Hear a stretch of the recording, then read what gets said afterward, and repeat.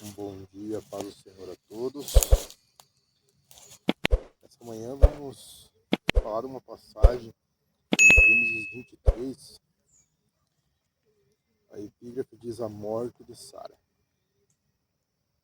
E foi a vida de Sara 127 anos. Esses foram os anos de vida de Sara. E morreu Sara em Kiriat-Arba, que é em Hebrom, na terra de Canaã.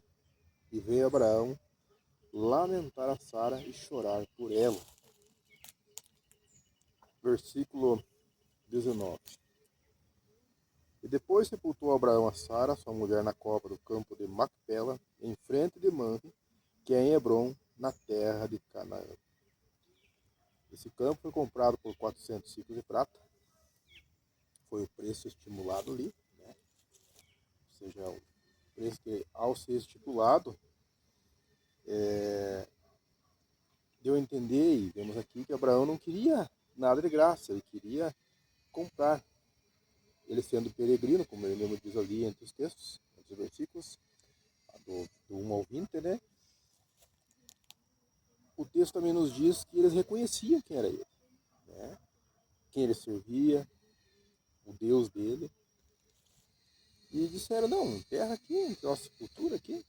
Mas ele pede, né, para que vendam essa parte, para que sua esposa, né, fosse enterrada ali, né? Ou seja, nessa cova do campo de Macpela. É um texto que começa simplesmente, e foi a vida de Sara. 127 anos. Esses foram os anos de vida de Sara. Há alguns que perguntam, mas se Deus tinha tanta promessa a Abraão, né, por que permite que sua esposa Sara morra? E alguns que também dizem, poderia Deus ter impedido a morte dela, acrescentado mais alguns anos? Ou seja, ter contado algo a mais? Uma mulher, como todos sabemos, teve alguns erros? Teve. Uma mulher virtuosa? Sim. Acompanhou Abraão, crendo na promessa que Deus dera a Abraão, saindo dela a descendência, né, Isaac, ela ainda conseguiu, em velhice, gerar um filho, amamentar esse filho, como vemos nos capítulos anteriores, e aí morre. Alguns perguntam, mas se Isaac não foi permitido morrer, né, ou ser morto, né, por assim dizer, por que Sara, Deus permite? Simplesmente Sara morre. O texto diz que Sara, né, morreu. E agora? Né? Vemos aqui que Abraão, o pai da promessa, ou seja, as promessas dando o pai da fé, né, citado como uma descendência numerosa que viria após ele, poderia, em termos de hoje, culpar a Deus. Não, Deus, mas o meu filho, o Senhor não deixou que eu fizesse isso, que eu não o sacrificasse, não permitiu, me testou, passei pela prova, venci. E a minha esposa, Senhor, a mulher que eu amo tanto, vamos ver aqui, ele chorou, lamentou pela morte, um luto, o que é totalmente normal, né? Ele sentir tristeza, porque ele amava a sua esposa, né? Ou seja, a sua companheira, que sonhou com ele, andou com ele, teve projetos, teve sonhos futuros com ele, e ali, isso acabou, né? Morreu. E ele chorou, lamentou, por amor a ela ainda, né? Mesmo ainda sendo já uma pessoa que não tinha mais vida, mas para ele havia uma grande importância, ele chorou, lamentou e procurou, né, dar um enterro digno a ela. Isso vem para nos alertar que temos que dar valor aos nossos entes queridos, tanto em vida como até a morte, né? Ou seja, Não está errado você lamentar. Não está errado você, quem sabe, preparar um bom lugar para que o corpo dessa pessoa seja ali sepultado. Não está errado. Quando pai, mãe, esposa, filho, uma pessoa próxima, um amigo, vier a falecer e você quiser lamentar, seu luto, totalmente normal. Alguns podem criticar, mas Abraão teria que ser mais firme.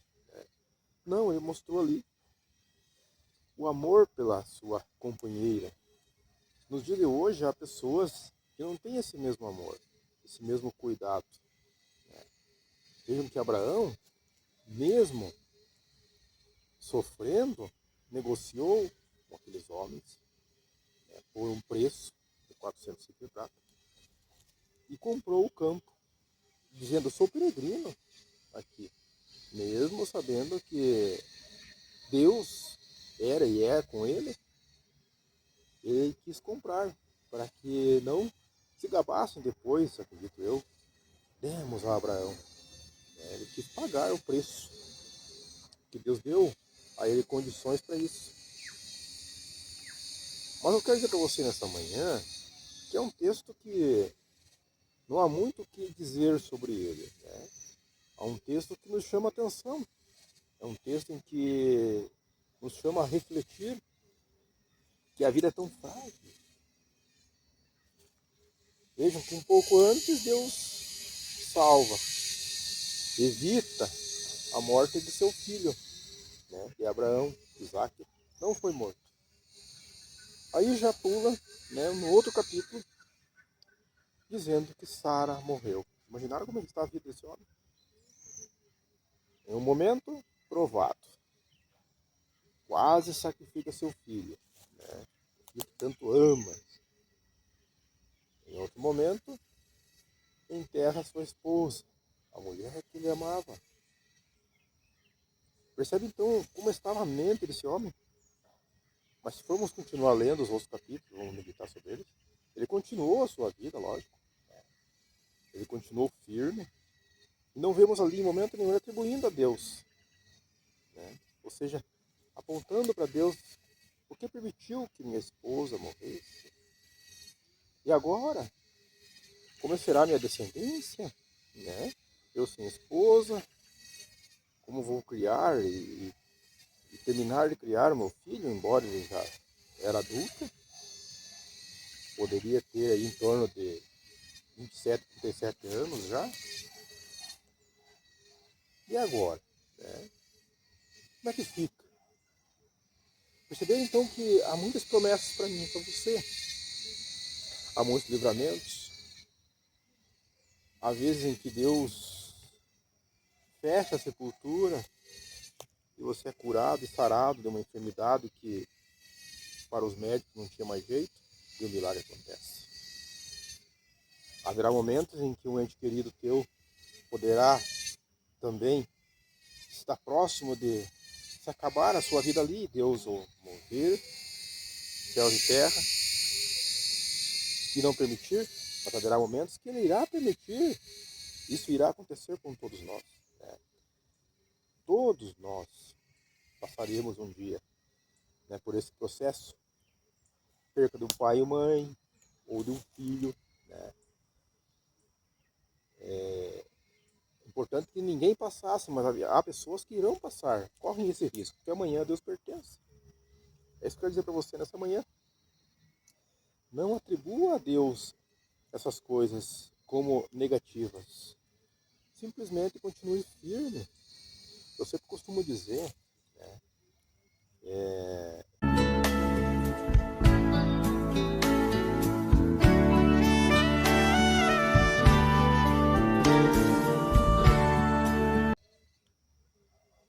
dizem: não, eu simplesmente não quero saber mais desse Deus, vou viver a minha vida. Meu pai e minha mãe não eram crentes, eu escuto muito essa desculpa, não eram crentes. E por que eu vou virar a religião? Alguns dizem virar a religião. Quer dizer para você essa manhã que Jesus não é uma religião. Jesus é salvação. Nós não temos religião, nós temos Jesus. Nós temos Jesus e não uma religião.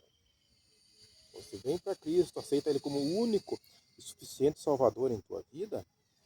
Você escolhe olhar somente para Ele, não para outras coisas. É isso que eu quero dizer para você nessa manhã. Não estou aqui criticando a você. Não estou aqui para criticar a ninguém. Estou aqui para pregar a palavra de Deus, mas ela exige exclusividade. Nós temos que olhar somente para Jesus, autor e consumador de nossa fé. Não há outra maneira. Então você não busca religião, você busca salvação, entendimento e a certeza de morar no céu. É isso que eu quero dizer nessa manhã. Você não pode procurar outra coisa senão a Deus. É isso que toda a Escritura Sagrada nos adverte. E as pessoas dizem, não, mas eu não quero. Se esquece que o julgamento é para Deus, amados. É melhor termos a certeza de salvação hoje do que a dúvida. Se o julgamento é para Deus, quem vai julgar é Ele. Embora a Escritura Sagrada exija uma posição hoje, agora, nesse momento da humanidade, ela exige isso, um ato público, o batismo nas águas, erguer suas mãos e se entregar a Cristo, ela exige isso. O julgamento ainda será para Deus. Haverá pessoas, às vezes, que estão na igreja, que correrão o risco, sim, de não serem salvas. E haverá pessoas que não professam a Cristo, creio eu, dessa forma, porque o julgamento é para Deus. E a surpresa se aquele grande dia estiver com Deus. A irmã, mas ela não professou a quem ela servia aqui na terra, ela simplesmente teve uma vida promíscua. Não somos juízes. Não somos juízes. Quem vai julgar é Deus. Então haverá muitas surpresas naquele dia. Eu creio dessa forma. Então vamos garantir. Se estiverem salvos, as pessoas, entes queridos já se foram. Se forem morar com Deus, vamos garantir hoje. Garanta hoje. Porque o amanhã Deus pertence, o julgamento é para Deus. Então nunca aponte ou julgue alguém. Simplesmente pregue a palavra. Quem convence não é a mim nem a você que convencemos. Quem convence é o Espírito Santo. Deus nos advertiu, o próprio Jesus, para semear e pregar a palavra, o evangelho a toda criatura. Aquele que crescerá salvo, que não crescerá condenado. É isso que a palavra diz. Mas o julgamento ainda é para Deus. Não é verdade? Então isso é para refletirmos nessa manhã. Que nunca atribua a Deus coisas ruins. Procure atribuir a Deus coisas boas. Obrigado, Deus. Obrigado, Senhor, por essa dádiva. Obrigado por esse livramento. Obrigado por esta cura.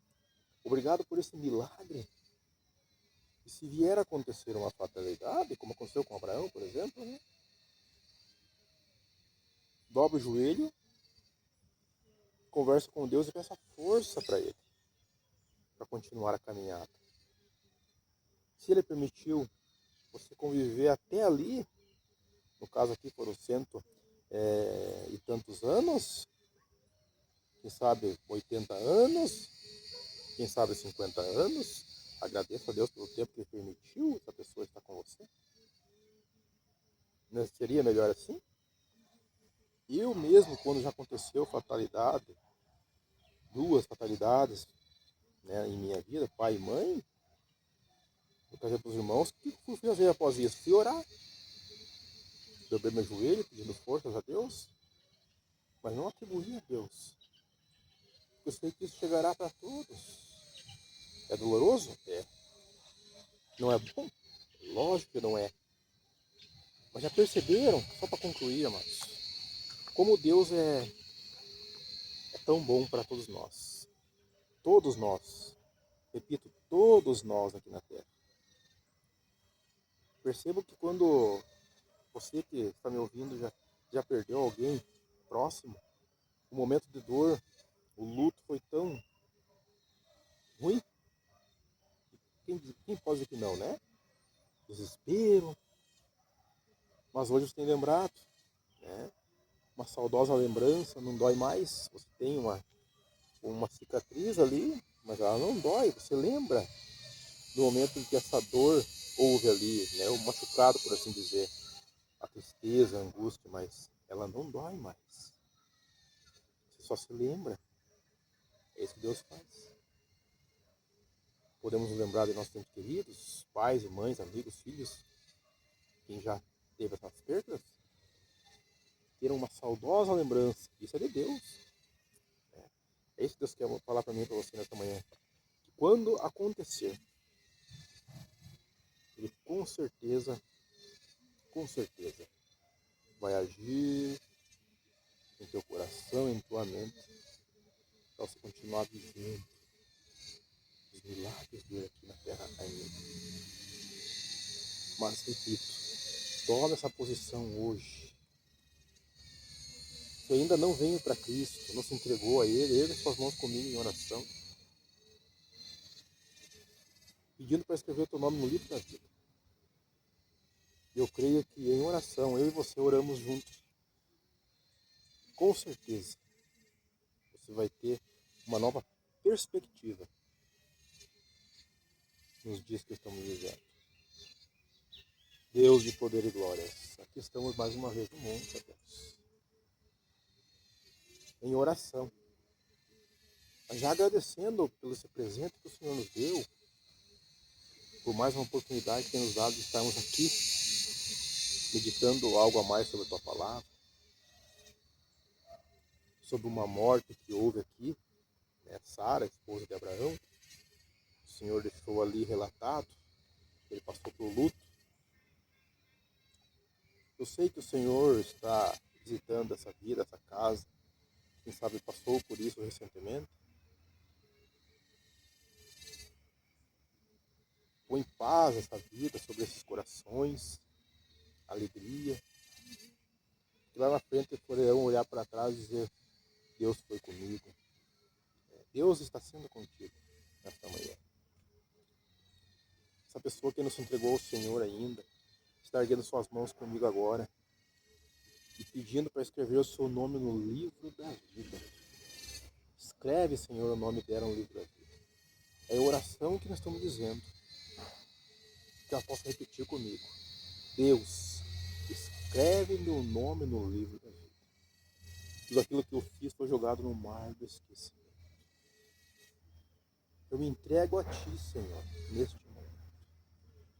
Que ela possa fazer, repetir essas palavras comigo, essa oração tão curtíssima. Eu creio que o Senhor já está entrando nessa vida, nesse lar, em nome de Jesus. Eu creio. Daí essa pessoa que está te servindo, ó Deus, que venha continuar firme, não olhando para as dificuldades, os obstáculos. Eu creio que o Senhor já está agindo sobre a vida dela. E também aquele que se distanciou-se do Senhor. Essa terceira classe, Senhor, que já te conheceu um dia. Essa terceira classe, Senhor, esse grupo em que tem deixado de olhar para o Senhor. Esse grupo de pessoas que tem muitas vezes escandalizado o teu evangelho, que professaram que o Senhor é o único em suas vidas, mas hoje, por uma dificuldade ou outra, uma perseguição ou outra, tem deixado o Senhor de lado. Alcança essas vidas agora em nome de Jesus. Em nome do Pai, do Filho e do Espírito Santo de Deus eu oro nesse momento. Alcança essa vida, esse lar, restaura agora.